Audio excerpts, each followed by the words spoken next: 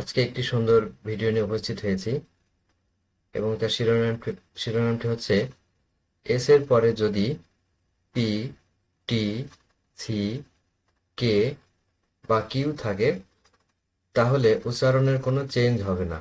স্বাভাবিক প, ট বা ক এর মতো উচ্চারিত হবে। যেমন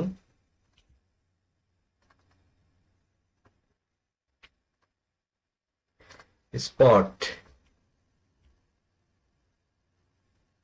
spill, next spy, speaker,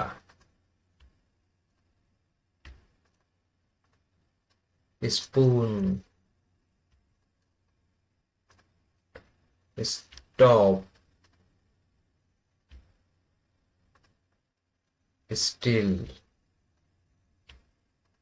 next stay, sticker, next stone, then Scott, next skill, then sky, skater, scope,